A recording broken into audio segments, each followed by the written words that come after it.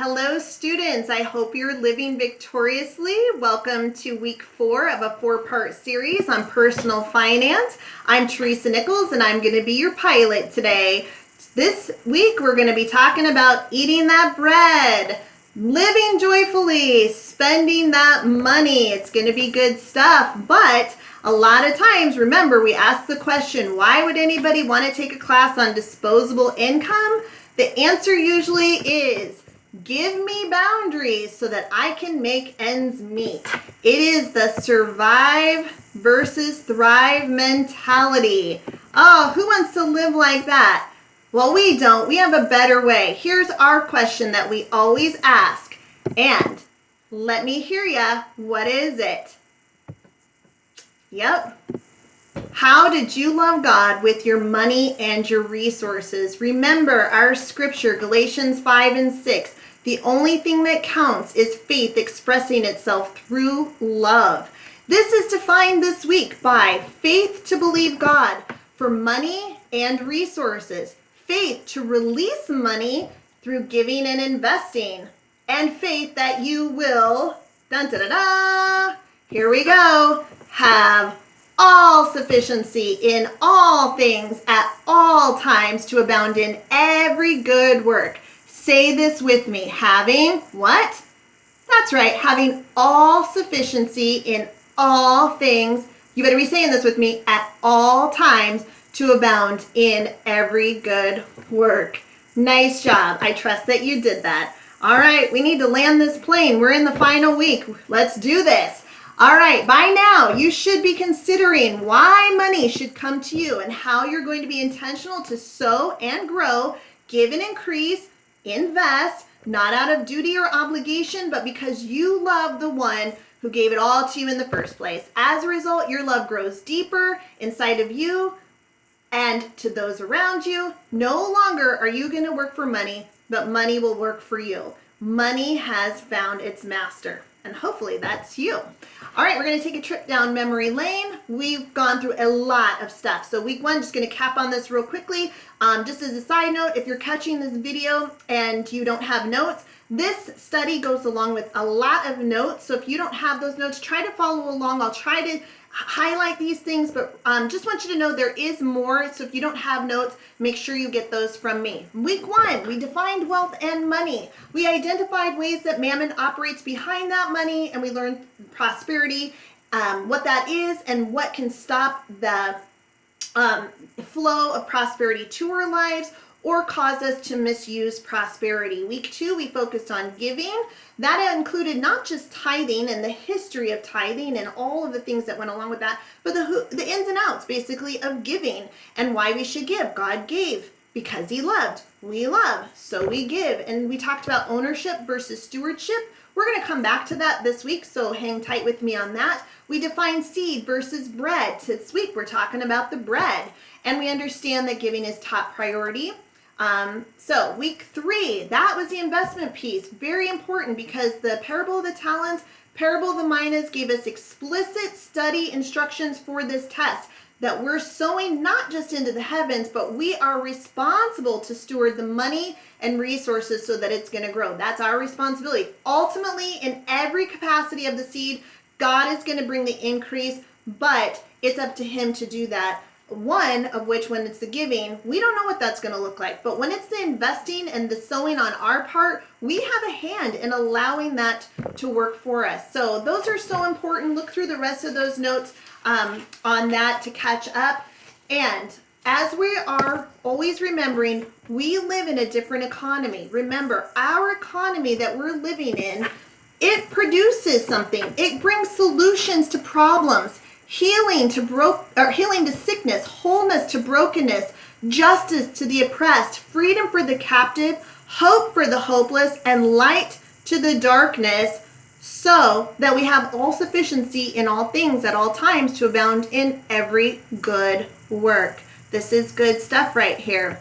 Want to just review a little bit about our allocation of income and expenses. We went through this last week. You might remember that the wealthy have a different mindset about how they spend money. The regular person will have one jar, if you will, one way to allocate money. It's money in, money out, spend, and then give and invest if you have any left. We are looking at things in a different way. We're flipping this switch on this and saying, okay, no, we're not going to just put all of our money into one spend category that just puts giving and investing as the lowest priority. Instead, we're allocating various categories of give, invest, live on the rest into 3 tiers, and we adjust that via percentage system, not even an amount system, but percentages. Remember this is kind of a helpful review for you. On the left column, we have 100%. This is the regular way of thinking, spend, and then give and invest if there's anything less, money in, money out. Remember Craig Hill's book, The 5 Secrets of Wealth, how there was different jars that were put into the tithe, offering, save, invest, and spend?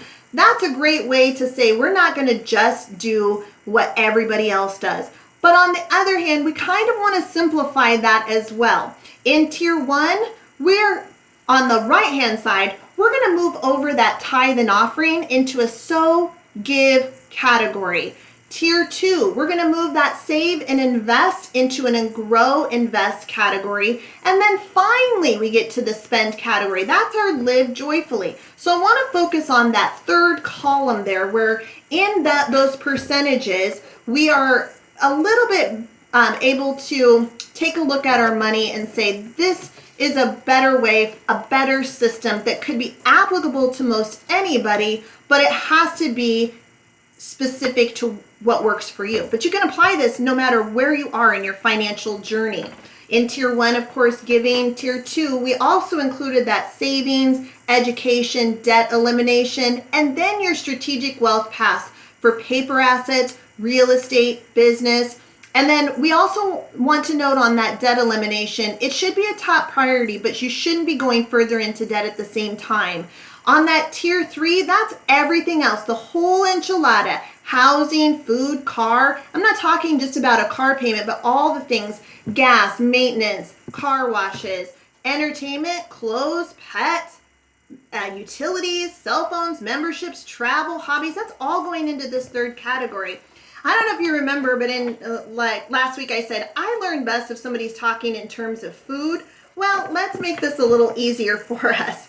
Here we go. We have ice cream. Somebody gives us ice cream. We can either eat all the ice cream and have nothing left, or we can take those ice cream cones and put them into our left-hand column where we are giving some ice cream. We're investing some ice cream, and then we are actually eating some ice cream. If we do this well, then we can have more money for cookies. And who doesn't love cookies? All right, so that's where we want to go into right now. But before we talk about all the different ways of approaching this last tier, it is my opinion that not every believer is going to be a millionaire or have a lot of money. We know that from the parables that we studied, but everybody had what they needed for their assignment, and we get to partner in that assignment to grow that those resources. We can still have a wealthy mindset no matter what our financial picture looks like. We can start to regenerate our mind. And if you're familiar with the book, The Millionaire Next Door, I've attached a little summary article at the bottom of your notes. I'd highly recommend you go back and look at these points that are made, because it really does change the way the wheels turn about how you think about in a wealthy mindset. It will also give you this inspiration, if you will, to act differently. So if you're stuck in well, I've always done it this way, I don't think I can change, read this, because if you've always done the same thing and gotten the same results, then you will get what you have always done. And maybe if you are wealthy, this is great for you that you're already to that place, but most people that this class is going to, they're not in that capacity quite yet. We're all on that journey at different places. So if you just think that things just happen to people and you have no control of an outcome, read this article. Super important. So tier 3, this is a big one. With where we can feel like we can enjoy our money, if you will, live joyfully. That's the term I like to use. The one reason that we normally can't get to that place is because of guilt. We often feel like that we've heard a message of sell all that you have. We have judgments from other people. We have strongholds of a poverty mentality, a possible connection to mammon of never enough mixed with fear and greed, guilt over what others don't have. I'm sure you've all been in that place where you had to eat your vegetables because somebody else on the other side of the world was starving. There's confusion about what should be in this category. Many times we're going to be either overeating this bread or possibly sowing too much of it because of the wrong motives or external influences. So you got to watch what's coming in. I know for myself personally, one time I had on my Facebook that I wanted to go to a concert, and the spiritual elite came out of nowhere saying, but do you know how many orphans you could feed? And so, I kind of got to watch that. I still went to the concert because I still support orphans, but I would have taken those orphans with me to the concert, but I also could have been guilted into not being able to live joyfully. So I just want you to watch that, where some of those voices are coming from in your head. Are they God's voice, or are they just guilt and condemnation? Anyway, if you follow the pattern above, this pattern up here, you're already going to have established what is in your giving and investment categories anyway. There's no guilt, there's no condemnation, because you have been involved with God in knowing where your money is going. You're going to know exactly what you're going to have left in that spend category. You're not going to flip this where, you might give, you might invest if you have something left. So that percentages, all three of those percentages are going to change and fluctuate over time as you grow. But for now, just for the sake of this class, usually there's going to be anywhere between 60 to 80% of your income left to spend in that third category. The goal, of course, is to grow those top tiers, but don't stress if that's not where you're at right now. I want you to know that you're on a journey, and everyone has a starting point, and everyone is in a different place in their journey. So once you know what's in those categories, once you have an idea, you're going to be able to go and say, okay, what do I have to work with? Once you know, you're going to have to figure out, you have fixed expenses, you have housing, you have insurance, you have loan payments possibly, you might have daycare. Those are all going to be fixed expenses that need to come off of that top portion. And then you finally have, okay, this is what I have left. And I want you to take note of this term here, your earned income. We're not talking about passive income here. We're talking about earned income. So you're going to know what you have left to work with for the remaining amount of days before your next deposit. So for example, if there's 30 days in a month and you have $1,000 left after fixed expenses for all the other things like food and gas and clothes, that means you have $33.33 per day as a budget. So now you know what you have to work with. I want to go back to week 2, and when we talked about ownership versus stewardship. This is really important because who owns the money in tier 3? There really isn't a secret to this. And also here, for the sake of creativity, I just want us to take a moment and just enjoy the creativity of this moment. Stewardship versus ownership. And there's a picture of a boat that I took when I was on vacation last. Can we just appreciate the creativity in this moment right now? Okay, it's all good. This is really good stuff. Let's go back. All right, so there's no secret really to any of this. There's just no secret. You're still stewarding the money. It's similar to the lesson that we learned if you were in the class, The New Creation Heart. What God has given to you is His gift to you. What you do with it is your gift to Him. That's applicable here in this tier system as well. Do you know one of the best gifts we can give to God is to enjoy what He's given to us with Him? Do you remember the tithe lesson? One of the tithes was to enjoy God with God. And if we do this system with God, then it frees us from the temptation to overindulge, create excess, which leads to debt. It's satisfying. I love that word, that this is satisfying to enjoy the things of God with God. That's a verse in Ecclesiastes. Enjoying things with God doesn't tie our heart to mammon and fear or greed, and it keeps us focused on God's economy. So that's so good. So the best way, this is a quote that I love from Jim Baker. The best guilt-free way to manage your spending is to treat every dollar like a soldier to accomplish kingdom purposes.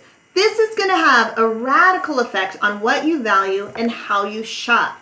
It does for me. When I go into a store, I use this as a plumb line for, do I really need this? Does this have eternal significance? And some things I just don't need, and I realize that. And then there's other times where I'm like, I really love those shoes, and I'm going to buy those shoes. So it's not that this is like, no, you can't have anything. It's just a better way to do things. Again, treat every dollar like a soldier to accomplish kingdom purposes. This is not my quote. This is Jim Bakker's quote. I want you to look at the parable of the shrewd manager. This is a good one. It's in Luke 16, 1 through 4. I'm going to read a little bit of it for you because some of you may not have notes, but in this parable, a manager of a rich man's funds was going to be fired for wasting his master's possessions. And as such, he makes some really shady deals with some of the master's debtors.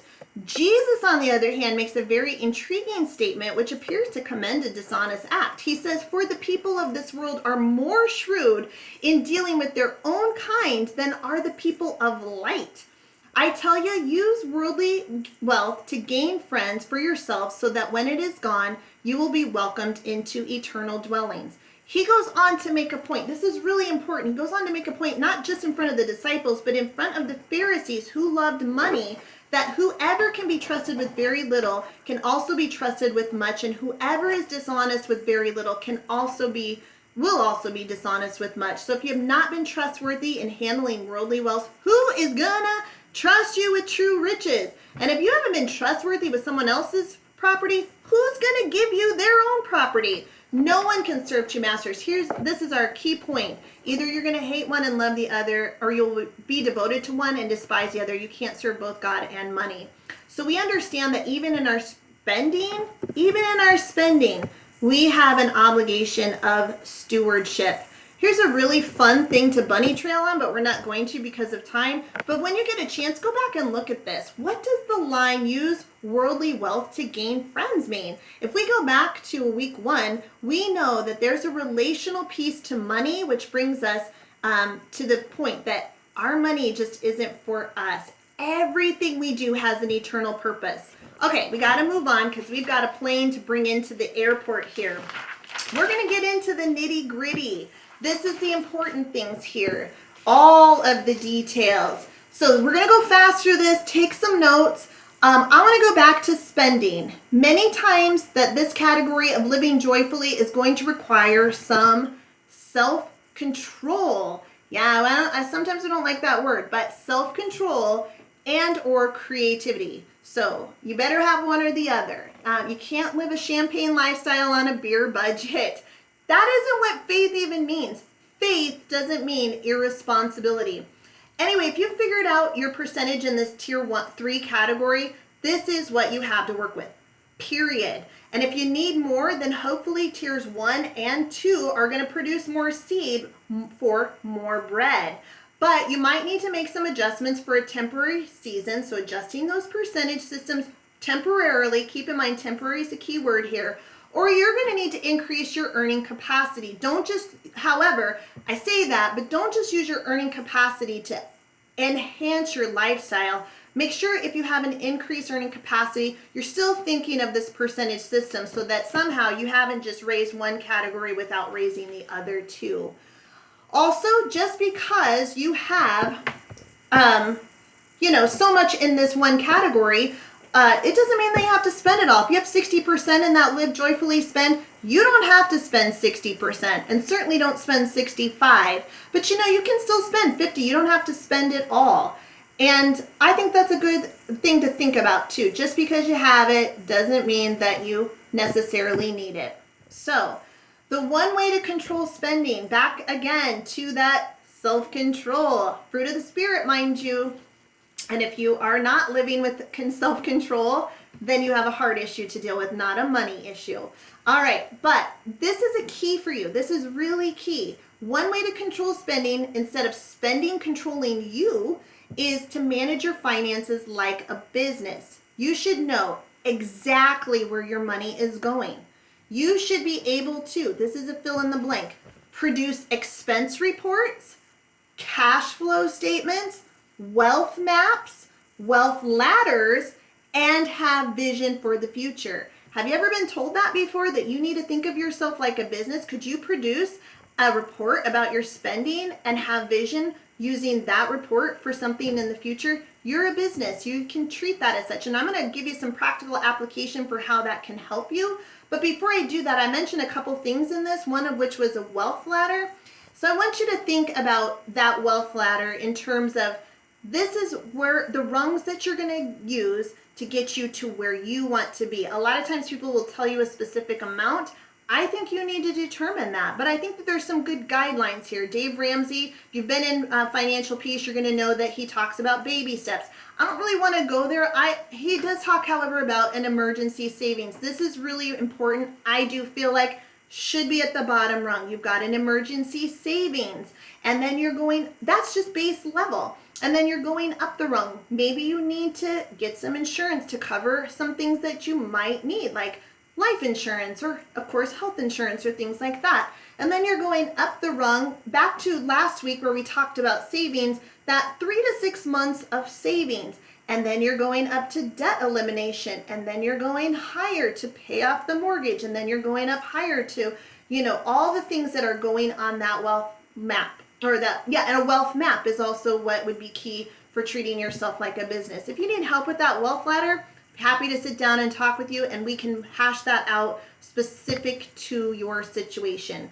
The other thing too that I said also is these cash flow statements. The best way to get that into reality, out of your head and into print, is to have some software. It's just better, I think, if you have like some computer software. Even Excel is okay, but it doesn't always do the necessarily calculations for you to generate the good reports, like maybe a QuickBooks software would, or some of those other ones on the market. They even have apps now that you can even use. I've downloaded a few. I'm just not hip on using the apps because I treat my software like my checking account. Remember back in the day when you had a check register, it was a hard thing and you wrote in and then you had to do the manual? Well, this just does it for me, and then I can just run out the reports for transactions, and then it kind of helps me in the planning phase. They can generate those reports and they can make those calculation and adjustments from what you know instead of what you think.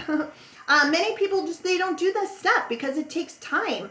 But I tell you, it's going to pay off in the long run, and it's going to help you to make adjustments where you need to make adjustments, and also be aware of careless and impulse spending that can lead to debt.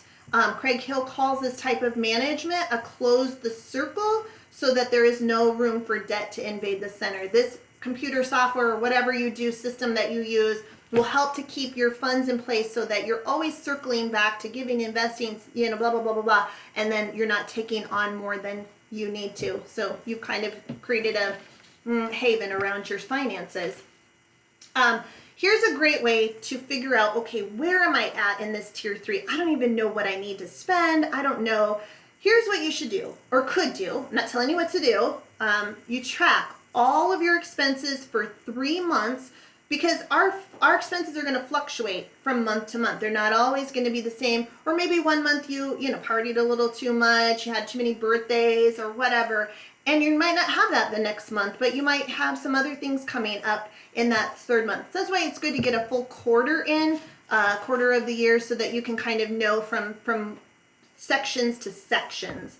And then you can identify where your money is coming from, and where it's going. Because sometimes you might be like, oh, I forgot I had money coming in from this source, and then you can allocate that accordingly and make the tweaks that you need to. So for example, if you find out, oh my goodness, I'm $400 over in expenses every month, you need to reel it in and kind of take things back a portion or two. You want to use the same system then to track ongoing expenses so that you can see the bottom line of where you are and where you are headed before the next deposit comes in. If you've only got 4% left of the 60 to 80%, and it's the 20th of the month, you've got 4% left, you got to make some decisions. So that, if you don't make those decisions, welcome to being a slave to the lender. Debt, it's exactly what it says it is. Chains to another master. We talked about this in week 3, and including this in tier 2 if you're heavy into debt. You can also employ good strategies on that debt system if you are in debt, like using the snowball method. That's having the lowest to the highest. debts paid. So you start low. That same payment that you made, you're going to still make it, but you're going to put it into the next one. That same payment's going to be used, so that payment grows as your debt shrinks. Or you can also use the avalanche, they call it the avalanche approach, which instead of taking the smallest debts and erase, sometimes that immediate reward of having one debt paid off is enough incentive to keep going. That's why people recommend that more. But the avalanche system could be taking your highest interest rate debt and paying that off first. That might mean that some of these lower things that are smaller don't get paid, so the immediate reward system in your brain isn't turning on. You're going to have to work that out, because obviously if something's high interest, you want to chip away at that first. That makes more sense. But if you need incentivized, you might need to switch that a little bit. Remember, again, back to debt, manna. Remember, manna, take only what you need, because the next day it wasn't any good anyway. So think about that in areas where you're experiencing an excess in spending. Is it really hurting you instead of helping you? Think about that sale where you saved so much. Did it really get you the savings that you were hoping for? I do want to say on the thing of credit cards, if you talk to me about credit cards, I am not anti-credit card. In fact, I'm pro-credit card. I think that there's a lot of benefit to be had for them, as long as you spend, within your means. You're treating that credit card like a checking account, and you're paying those balances in full every statement period. So you should not be rolling over a balance, incurring any debt on, or interest debt on that. It should just be treated like money in here, but I'm going to funnel it through a credit card, because there's some good things that can happen through that credit card, which I'll tell you about, but I don't want to use this class to benefit myself in getting credit card reward points and stuff like that. But you can have points. This is good for travel hacking. You can avoid a little bit more fraud. If something's coming out of your debit account, it's taking all your money. At least in a credit card transaction, you kind of cushion the blow a little bit on your ability to spend, because you still will have money to spend. So there's some things, but again, it's going to come down to, can you handle doing that? And some people just can't. So I don't want to steer you the wrong way. All right, back to calculating expenses. You got to prepare for things that don't come around monthly. The swimming pool maintenance, zoo memberships, car registrations, holidays, special events, extra heat in the winter, extra air in the summer, pet licenses, because everybody wants a chunk of the change. So some of those things only come around once a year. And if they're like $100, you probably should have been stowing away $10 a month to account for that, or you're going to need your budget in that month to cover that extra expense. The envelope system, back to Dave Ramsey, it is it's a system, and I personally feel like it can lead to a scarcity mentality, and then it can lead to deprivation syndrome. And deprivation, we know that sometimes that's a self-control issue. But I'm not saying it's bad, but I'm also saying don't put unrealistic expectations on yourself that you can't meet, because it's only going to lead to frustration. And then a lot of times we're an all or nothing approach. If it's not working, we just throw it out and we just go back to the same way, because that's what we know. Don't go back to familiarity, but you might need to do the hard things. I personally feel like that the spreadsheets and tracking are a very good way to avoid having an envelope system. You're just going to see what you have. And you know what? Sometimes maybe you want to spend more food than you do on clothes, so you don't want to have all that. You want to just have some freedom coming up. You're going to have to use this system for a few months to get in a groove, and eventually you're going to find a rhythm. You're not going to always have to do this, because you're going to kind of know. It's just going to kind of be part of you, like, oh, I really do know what I have allowed for myself this time. And remember, if you can't afford something, the wisdom of the wealthy, how can I afford it? Get creative. Don't get criminal.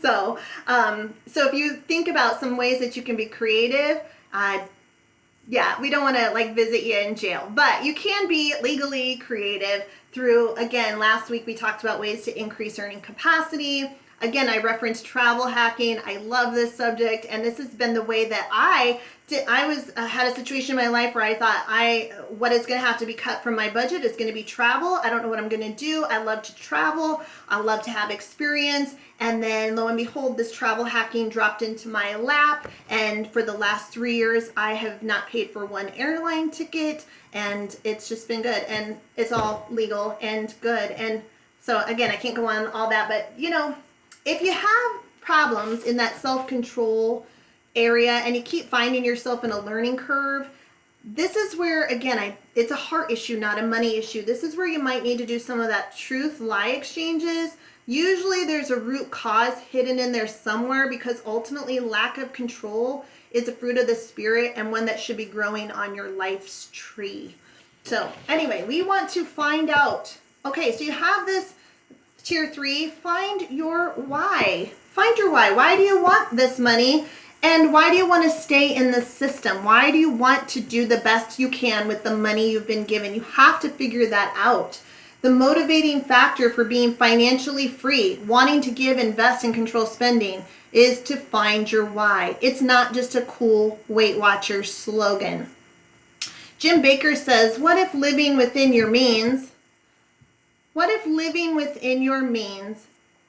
instead of saying that, living within your means, which is still good, but what if instead of living within your means, you pursued the means to live your God-given dream? That's so cool. We have to remember that we are not just working for our money. We want our money to work for us. If you're working for money, you have a job. And we want to distinguish what a job is versus what is a call on your life. A lot of times our calls are going to be different in different seasons. And sometimes we are taking jobs to grow character issues in our lives to be able to handle the weight of the call that's coming at us. So I'm not saying that everything is, you're not always going to be in your dream job, but you should be fulfilling a calling through what you're doing now.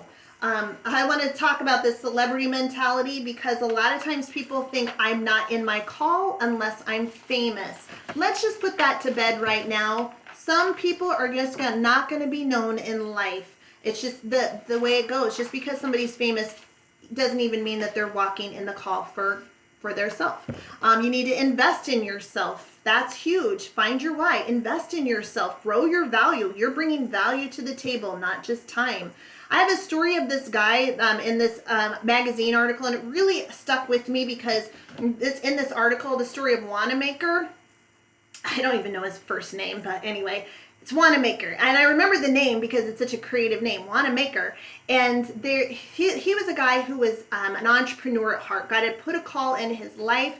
And over here on the other side was the church world conflicting with that, entrepreneurial spirit, because they said, well, you're only successful if you're reaching the masses through these services in church or what have you. And so they really almost discounted this guy's ability to win the world for Jesus, basically, through business. And so they said, well, and they just kept saying, you're not successful because you're not doing this. And I want to tell you, marketplace ministry is a call. It's just as much ministry as if you were working at the church for a full-time job. I'm not saying I work at a church. I love my job. I feel like, though, that's where God has called me to.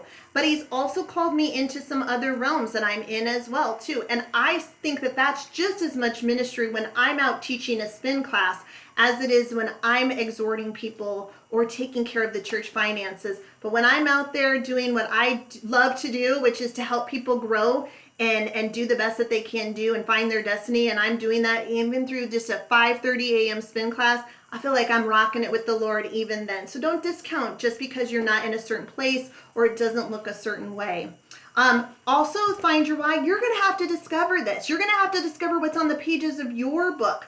This is the ultimate fulfillment of a successful life. It really is. That you did everything that you were supposed to do. You don't necessarily have one assignment in life, but you may gravitate to a recurring passion and interest throughout your life. A great place to start, if you haven't figured this out, is to do a skills, strengths, and spiritual gifts test. That's great for Compass if you're finding yourself lost. The power blessing, I want to go into power and blessing and Hebrew and Greek mindset, but maybe this can just be a little hook for a next class that I talk about. I just don't have the time to go into that. Legacy and, vision. That's going to be key to finding your why. Legacy isn't building the biggest portfolio, but legacy looks at least 2 generations out and make sure that the next generation doesn't squander all that's being left to them. This means that they are taught the principles to also provide for the generations that follow. If you can leave an inheritance for your children's children, you're going to have a vision bigger than your temporary present situation. Don't make your temporary setbacks a grave. Don't make your temporary successes an idol. Lastly, God is calling you to be something outside of your own ability, to do what you can't do on your own, to bring forth something that seems impossible so that you get to be part of making history. I know there's a typo in there, but you get the gist. This is key. I just feel like this is the why that you can have to guide your boat. God calls you to be something outside of your own ability, to do what you can't do on your own, to bring forth something that seems impossible so that you get to be part of making history. Okay, we've landed. We've arrived at the airport. Yay! And the plane has landed on this 4-week-long journey of for your life. It didn't just start or end here. It's been a lifelong journey. It's going to continue to be. But this wasn't a round trip ticket. You're in a new place. You didn't go back to the old place from where you started, and your adventure is going to continue. I want you to know that when I say that an adventure with God has the best stories, I'm hoping to hear your stories in the next weeks, months, years to come, because you're on an adventure with God. He does really create the best stories. Sometimes they have the ups and the downs, but they're always going to end with goodness in mind for you. That's what God says. Everything is good. So anyway, go out, finish living your book, the story of your life, in a financially free and awesome way. And I bless you in that. You got to go out and live that adventure with the one who can do exceedingly more than you can ever ask or imagine. And there I am on an adventure, fighting fear, but knowing that, you know what, even if it's scary, it's going to be worth it. And you're going to have faith. And faith always expresses itself through love. All right, it's been a pleasure. Blessings to you. And I'll be waiting for your stories.